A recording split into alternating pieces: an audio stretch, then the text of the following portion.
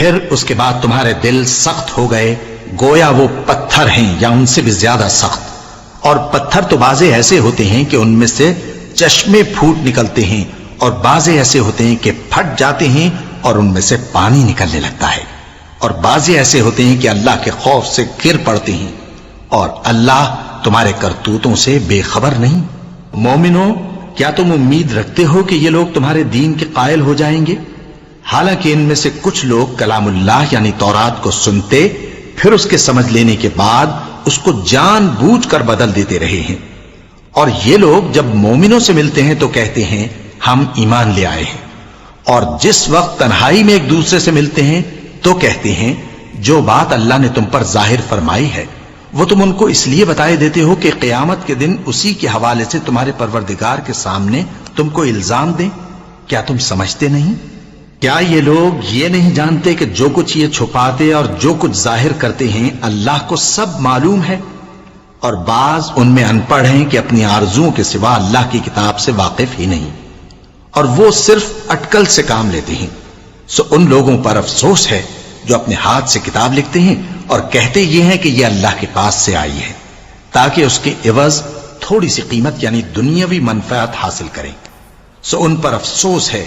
اس لیے کہ بے اصل باتیں اپنے ہاتھ سے لکھتے ہیں، اور پھر ان پر افسوس ہے اس لیے کہ ایسے کام کرتے ہیں اور کہتے ہیں کہ دوزخ کی آگ ہمیں چند روز کے سوا چھو ہی نہیں سکے گی.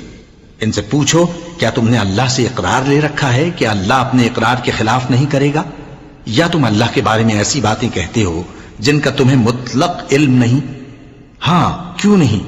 جو برے کام کرے اور اس کے گناہ ہر طرف سے اس کو گھیر لیں تو ایسے لوگ دوزخ میں جانے والے ہیں اور وہ ہمیشہ اس میں جلتے رہیں گے، اور جو ایمان لائیں اور نیک کام کریں وہ جنت کے مالک ہوں گے اور ہمیشہ اس میں عیش کرتے رہیں گے. اور جب ہم نے بنی اسرائیل سے عہد لیا کہ اللہ کے سوا کسی کی عبادت نہ کرنا اور ماں باپ اور رشتہ داروں اور یتیموں اور محتاجوں کے ساتھ بھلائی کرتے رہنا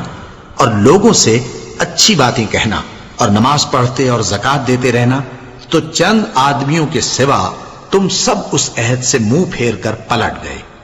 اور جب ہم نے تم سے عہد لیا کہ آپس میں کچھ تو خون نہ کرنا اور اپنوں کو ان کے وطن سے نہ نکالنا تو تم نے اقرار کر لیا اور تم اس بات کو مانتے بھی ہو.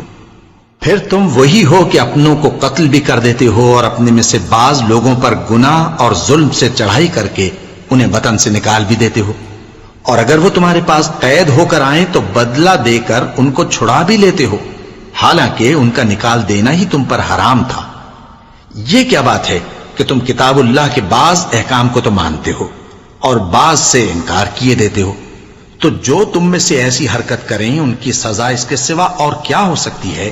کہ دنیا کی زندگی میں تو رسوائی ہو اور قیامت کے دن سخت سے سخت عذاب میں ڈال دیے جائیں. اور جو کام تم کرتے ہو